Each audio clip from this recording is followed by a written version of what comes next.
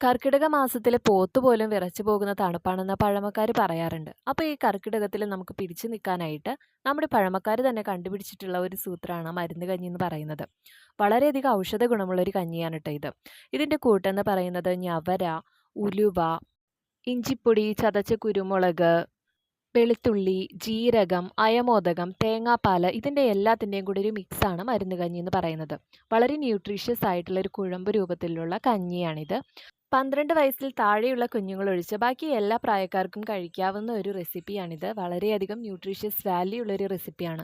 ഇന്ന് എല്ലാവരും തന്നെ വളരെയധികം ഹെൽത്ത് കോൺഷ്യസ് ആണ്. അപ്പോൾ നമ്മുടെ ആരോഗ്യത്തിന് പ്രാധാന്യം നൽകുന്ന എല്ലാവരും തന്നെ മസ്റ്റായിട്ടും ട്രൈ ചെയ്ത് നോക്കേണ്ട ഒരു റെസിപ്പിയാണ്. ഇന്ന് നമ്മുടെ എല്ലാ മെഡിക്കൽ ഷോപ്പുകളിലും ഈ ഒരു കഞ്ഞിയുടെ റെസിപ്പി അല്ലെങ്കിൽ ഇതിൻ്റെ ഒരു പാക്കറ്റൊക്കെ അവൈലബിൾ ആണ്. അപ്പോൾ ആരെങ്കിലും മറന്നു പോയിട്ടുണ്ടെങ്കിൽ തീർച്ചയായിട്ടും ട്രൈ ചെയ്യുക. ഇത്രയുള്ള ഇന്നത്തെ വീഡിയോ ഇഷ്ടമായാൽ ലൈക്ക് ചെയ്യുക, ചാനൽ സബ്സ്ക്രൈബ് ചെയ്യാനും മറക്കരുത് കേട്ടോ.